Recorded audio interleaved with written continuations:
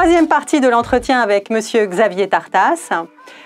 Quel rôle les GHT peuvent-ils jouer dans les investissements d'intérêt territorial? Alors, aujourd'hui, les GHT, ce ne sont pas des personnes morales.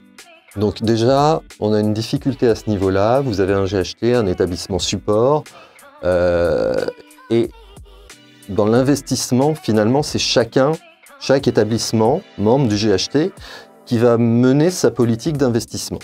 Normalement, il y a un comité stratégique qui va cadrer les choses et qui va effectivement faire en sorte que les investissements globaux de l'ensemble du GHT, pas spécifiquement de l'établissement support et des établissements parties, que ces investissements soient raisonnés pour le besoin de la population, pour le besoin du territoire, et qu'effectivement, on ait une structuration des soins qui soit en cohérence avec les besoins du territoire et puis aussi la démographie médicale. Il ne faut pas l'oublier, aujourd'hui, nous avons ces difficultés-là.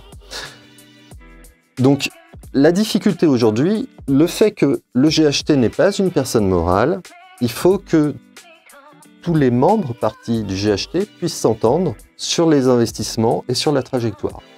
C'est déjà le cas avec le projet médical partagé, avec le projet soignant également partagé.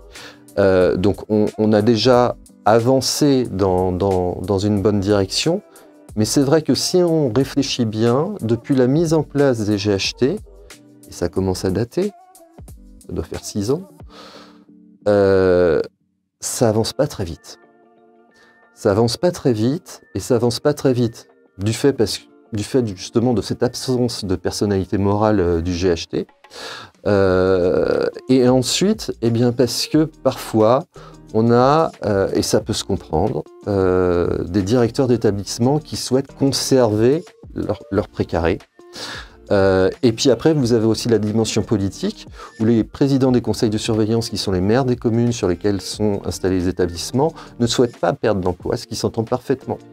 Mais si on veut tous s'en sortir dans la situation, et la Covid en a été l'exemple le plus marquant, et les autres épidémies à venir ou autres incidents qui pourraient intervenir, font qu'on doit y aller tous ensemble et travailler de concert au sein des GHT. Certains y arrivent très bien, d'autres y arrivent moins bien. Et puis, à côté de ça, bien évidemment, il y a le privé lucratif.